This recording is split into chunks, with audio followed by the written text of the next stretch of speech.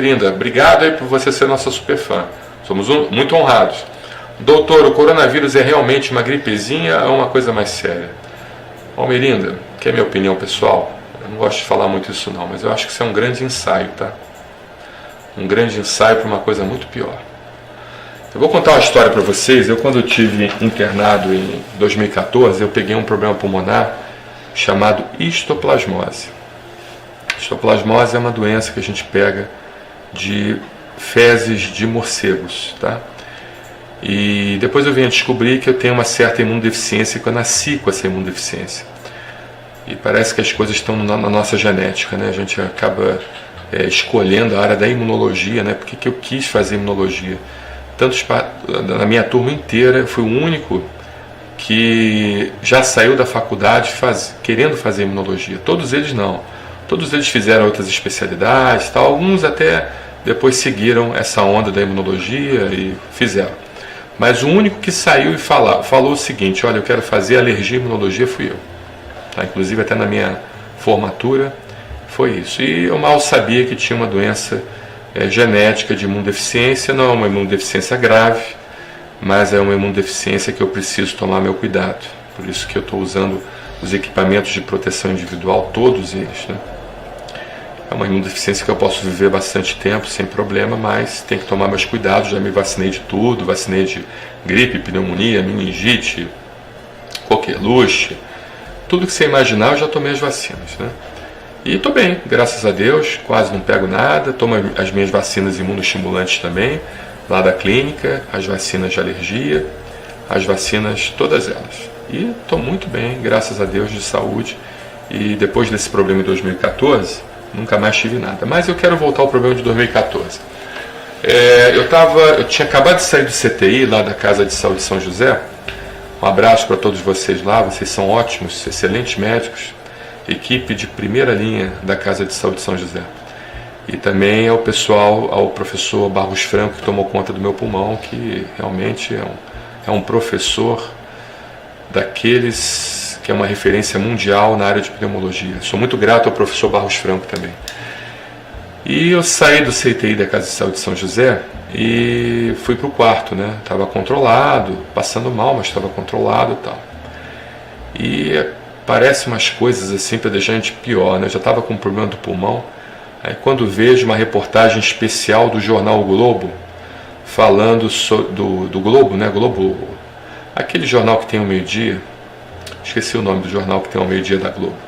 Jornal Hoje. Jornal Hoje, edição especial, mostrando o primeiro caso suspeita de ebola vindo para o Brasil, que veio da África. Que graças a Deus não era ebola, era uma outra virose importante. Eles isolaram esse paciente na Fiocruz, esse paciente foi então tratado adequadamente. Então, esse coronavírus, para mim, sabe, é um grande ensaio. É um grande ensaio de uma coisa muito pior que vai vir.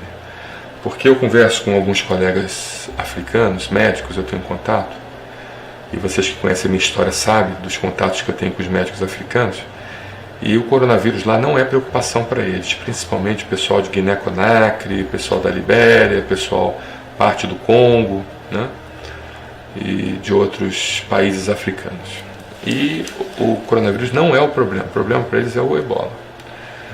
O ebola, tudo bem que a transmissão do ebola não é uma transmissão tão fácil como é do coronavírus, você precisa entrar em contato com as secreções de pacientes. Eles têm também uma cultura muito típica de lá, onde quando a pessoa morre, eles acabam transmitindo muito aquele sentimento. Então tem que agarrar no morto, tem que beijar no morto, tem que beijar na mão do morto, beijar o morto, ou seja, tem que tocar o morto, senão eles não estão sentindo o luto. Então isso é cultural. Então, de certa forma, acabou que o ebola ele se disseminou dessa forma devido a esse comportamento dos africanos. Mas nada impede que esse vírus ele venha fazer uma mutação e ele seja transmitido de uma forma muito parecida como é transmitido o coronavírus, entende? Essa é a minha grande preocupação. Então eu até gostaria de compartilhar isso com vocês, que vocês precisam compartilhar e valorizar os pesquisadores. Esses são os instrumentos para que a humanidade ela sobreviva, para que a humanidade continue de pé, para que a nossa civilização não chegue aos farrapos. Os pesquisadores precisam ser nossos heróis. Eles são os nossos verdadeiros heróis. Não é um grupo de pessoas que vai jogar futebol e que ganha uma taçazinha michuruca, vocês me desculpem, tá? É importante? É gostoso ver o pessoal jogando futebol? Mas pelo amor de Deus, pagar milhões e milhões e milhões por passes de jogadores e o pesquisador pedindo pouquíssimo para desenvolver uma técnica que vai salvar a humanidade, que vai salvar a economia, que vai salvar você, empresário. Você, sabichão, que acha que não precisou fazer curso de doutor e conseguiu ganhar muito dinheiro sem um curso de doutor. Se você tivesse o conhecimento que o doutor tem e o dinheiro que você tem, você mesmo já poderia produzir uma técnica para te salvar, salvar sua família, salvar seu negócio. Para você, político, que não tem empatia moral por ninguém, entendeu? Então, nós precisamos ter uma consciência coletiva, entendermos que os nossos heróis são os pesquisadores. Os pesquisadores é que vão fazer com que a economia ela rode, com que você mantenha o seu emprego, com que você mantenha a sua qualidade de vida, com que você mantenha a comida dentro da sua casa. Eles são nossos heróis. Carlos Chagas, Oswaldo Cruz, Louis Pasteur e vários outros. Recentemente, o professor Jacques Tremblay, da Universidade Laval, onde eu tive a honra de ser aluno do professor Jacques Tremblay e faço parte da equipe de pesquisa dele, que desenvolveu duas técnicas, uma de diagnóstico e outra de tratamento para o combate ao coronavírus, técnicas maravilhosas, técnicas que exterminam o coronavírus, e nós estamos mendigando $200 mil. $200 mil para ele conseguir esse valor e terminar em poucas semanas a metodologia, e essa metodologia já poder ser testada em humanos. $200 mil tem carinha aí que se diz muito inteligente porque tem várias lojas e várias porcarias aí, entendeu? Que ganha isso em um dia. As lojas estão todas fechadas, esses carinhas aí que não precisaram fazer o tal do curso do doutor. Não precisei ser doutor, não. Esse negócio de doutor, ainda debochando da cara dos doutores, chamando doutor de doutorzinho. Vocês entenderam, seus panacas? Vou falar com um termo assim bastante chulo, para que vocês entendam. Vocês entenderam por que precisa dos médicos? Por que precisa dos pesquisadores? Porque a saúde não é gasto, saúde é investimento. Um outrozinho aí, dono de uma grande rede de saúde complementar, não vou dizer o nome aqui, porque eu ouvi ele falando, e vários médicos ouviram ele falando também, ouviram ele falando. Não, médico para a gente é gasto. O importante para a gente é a gente dar bastante dinheiro para os promotores de venda, porque eles é que são os caras, entendeu? Eles é que vão trazer dinheiro aqui para a minha empresa. Olha aí, o mundo parado. A recessão pior do que a de 29. Entenderam? Agora vocês imaginam isso num caso de um ebola, onde 50% das pessoas infectadas elas morrem. Imagina. Se essa desgraça sofre uma mutação e 50% das pessoas infectadas morrem. E quase nós tivemos isso em 2014. Por muito pouco o Brasil não sofreu uma epidemia de ebola. É o cataclismo, é o fim do mundo, acabou. Acabou o mundo. Porque 50% morrem, os outros 50% que sobrevivem ficam com sequelas. Olha aquele colega do Médicos Sem Fronteiras, Médecins Sans Frontières. Olha aquele colega do Médicos Sem Fronteiras, que ele fez o tratamento experimental, mas ficou cego. Aquele médico americano. O fim do mundo, pessoal. Então, eu acho que é uma grande reflexão agora. Esse ensaio que nós estamos tendo é uma reflexão para nós mudarmos o perfil nosso de valores. Não é jogador de futebol que tem que ganhar os melhores salários.